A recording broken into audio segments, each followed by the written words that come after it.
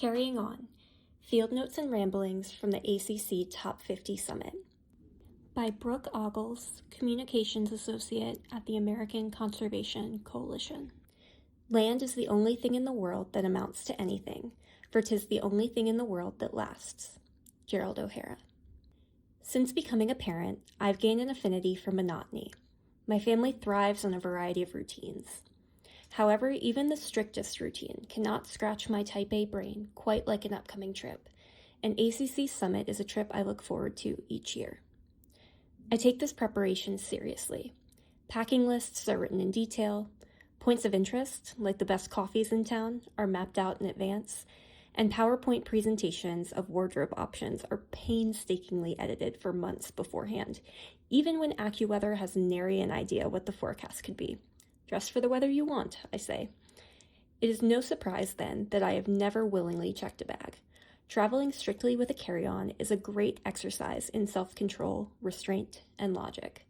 The question is not, what is the least amount of clothing I can take to remain efficient, though perhaps it should be. It sounds more like, how can I Tetris all of my items around to fit my beloved set of hot rollers? This year's exercise in logical practicality was completed with Elmo playing in the background while I appeased my 18-month-old daughter, who believed her toys were a travel necessity and entertained herself with her newly learned ability to somersault across the floor. She patiently watched as I arranged, rearranged, revised, and repacked my suitcase. When I finished, I had a perfectly organized carry-on and a pile of items on the bed of what I was leaving behind.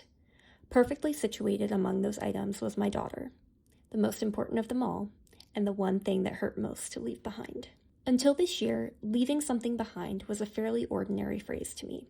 It meant forgetting a pair of shoes I swore I needed, abandoning an old habit, or kissing my daughter goodbye before heading to the airport.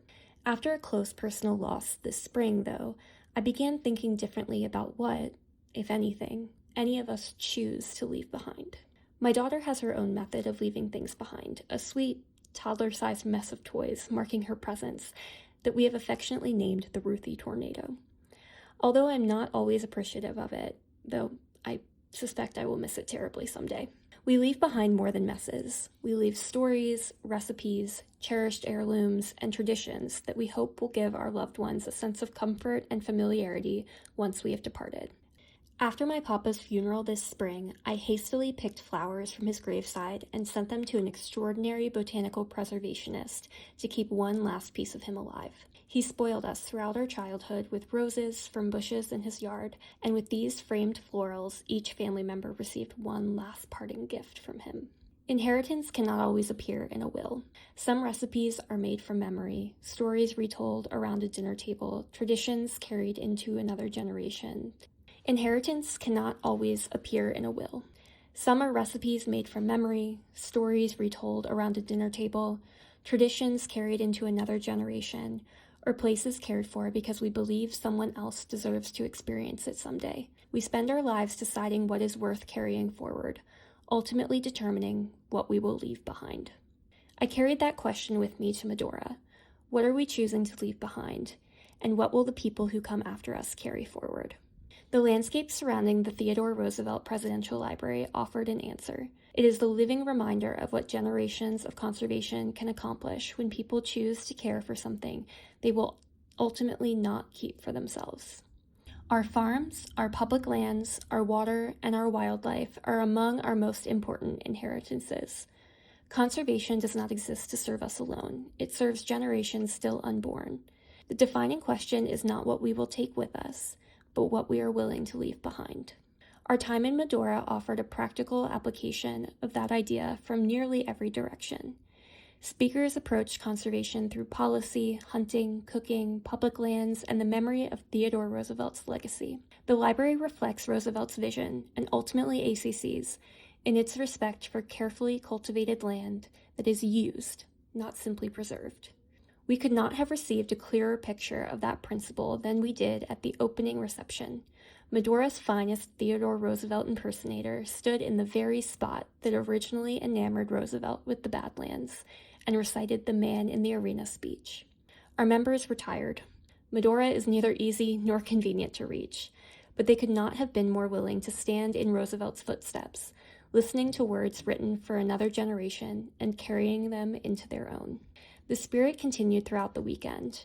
Our members at ACC are second to none. They are the heart of our conservation movement, doing the work on the ground and on a daily basis. They were engaged, asking deeply thoughtful questions of every speaker. Then, at Saturday's awards ceremony, we witnessed a rare phenomenon. There was absolutely no competition among the nominees. Members from every corner of the country were present. Some had just met that weekend, and others had known one another for years. Yet every nominee was earnestly cheered on, and our winners were genuinely celebrated. There was no visible jealousy or jockeying for attention, no sense that one person's recognition diminished someone else's accomplishments. That sounds like a small thing. I do not think it is. Conservation is necessarily intergenerational and collaborative. The work is too large, the timelines too long, and the stakes too high for any one person to claim ownership of it. The members in that room seemed to understand something easy to lose sight of in a culture increasingly organized around individual achievement. The point is not who gets to say they did it. The point is that it gets done. To anyone reading this who worries about the future of conservation, I can assure you, the kids are all right. Carrying on a legacy does not come easily, and our group of conservationists is well aware of that fact. Jeff Souch sent members home with the challenge to live the strenuous life. He implored us to love and nurture the land, seeking to deeply understand it, to remain humble, and to be ready for more to be asked of them at any moment. Our members took that charge with open hands. They were ready to take these lessons home to their cities, campuses, parks, and communities and make them better places than they found them. Each member received a glistening bust of Theodore Roosevelt, a sincere token of appreciation, but also a reminder of their charge. Roosevelt's legacy is not theirs to simply admire. It is theirs to carry forward. Eventually, the time did come to repack my carry-on. A bit tighter, from some newly acquired items, including an official teddy's bear for Ruthie, it required some unconventional packing methods that sufficed to satisfaction upon fully zipping. Flights were boarded, and we left the landscape that had, quite frankly, changed many of us after a couple days. I thought again about the pile on my bed at home, and the things we decide are worth carrying and worth leaving behind. Leaving something behind does not always mean abandoning it. Sometimes it means entrusting it to someone else. That is the inheritance of conservation. The land does not belong to us, nor should it. We are temporary stewards of something far older than ourselves, with a responsibility to hand it to the next generation in better condition than we found it. If Summit was any indication, I'm positive there is a generation ready to carry it on. If you enjoyed this piece, follow the Bully Pulpit on Substack and ACC_national on all other social media platforms. Join us in the arena building the conservative environmental movement.